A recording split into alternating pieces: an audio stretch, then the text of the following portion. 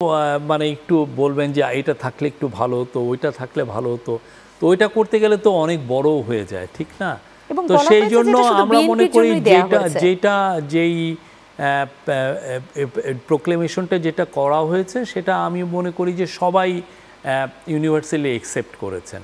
হয়তোবা অনেকে ভাবছেন যে আর একটু একটা দুইটা সেন্টেন্স থাকলে ভালো হতো, আর একটা দুইটা বিষয়, আর একটা দুই হিস্টোরিক্যাল আরও দুই তিনটে ইভেন্ট এখানে ইনক্লুড করলে ভালো হতো। বাট আমরা মনে করি এটা একটা খুবই ফ্যান্টাস্টিক একটা ডকুমেন্ট। এটা যে জুলাইয়ের যে অ্যাসপিরেশন, জুলাইয়ের যে আশা আকাঙ্ক্ষা যেটা তৈরি হয়েছে সেটার এখানে প্রতিফলন হয়েছে এইখানে।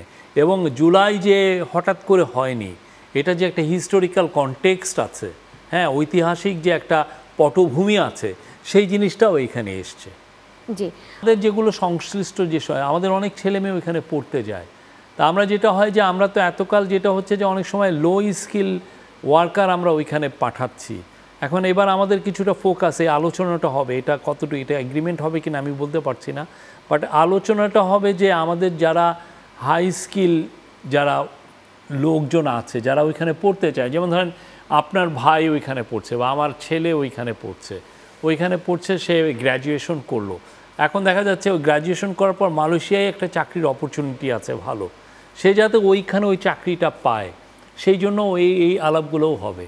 এবং ওদের আপনি জানেন ওদের সেমিকন্ডাক্টর ইন্ডাস্ট্রি খুব বড়, খুবই বড়, মানে চায়না, সাউথ কোরিয়া, তাইওয়ান এবং জাপানের পরে এশিয়ার মধ্যে সবচেয়ে বড় সেমিকন্ডাক্টর ইন্ডাস্ট্রি হচ্ছে মালয়েশিয়া। তাদের কিন্তু হাজার হাজার ইঞ্জিনিয়ার দরকার আছে, 5-6 হাজার, ওরা প্রতি বছর এটা যায়। এবং দেখা যাচ্ছে যে মালয়েশিয়া একার পক্ষে প্রতি বছর 5-6 হাজার ইঞ্জিনিয়ার প্রডিউস করা যাবে না, তো ওরা বাইরের অনেক দেশের থেকে ইঞ্জিনিয়ার নিচ্ছে, ইন্ডিয়ার থেকে নিচ্ছে, নেপাল, শ্রীলঙ্কার থেকে নিচ্ছে।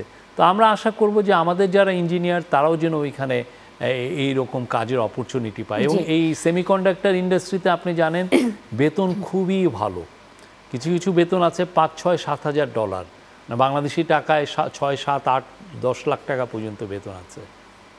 তো সেই জায়গায় আপনি শ্রীলঙ্কার কথা বলছিলেন, আমাদের রেমিটেন্সের মানে যে পরিমাণ লোক যায়, রেমিটেন্স আমরা সেই পরিমাণে পাই না, কারণ রেমিটেন্সের যদি বলি সেই মাত্রাটা আমরা আমাদের ক্ষেত্রে ছোট।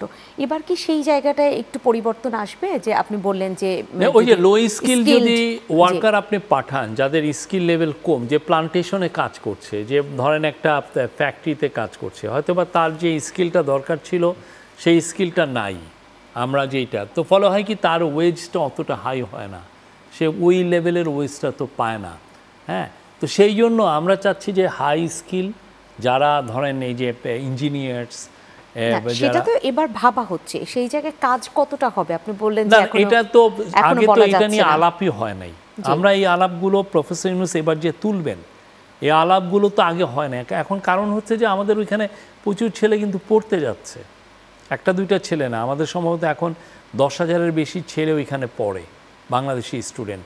ওইখানে অস্ট্রেলিয়ান অনেক ইউনিভার্সিটির ব্রাঞ্চ মালয়েশিয়ায় আছে, তো ফলে অনেক এশিয়ার অনেক দেশের থেকে যারা অস্ট্রেলিয়ায় যেতে পারছেন না তারা মালয়েশিয়ায় যায়, অস্ট্রেলিয়ার ওই ইউনিভার্সিটিগুলোতে পড়েন, তো বাংলাদেশে অনেক স্টুডেন্ট যায়। তো এই যে স্টুডেন্টগুলো, তারা যদি ওইখানে ওয়ার্ক অপরচুনিটি পায়, এটা তো সবার জন্য, আমাদের জন্য ভালো, মালয়েশিয়ার জন্য ভালো।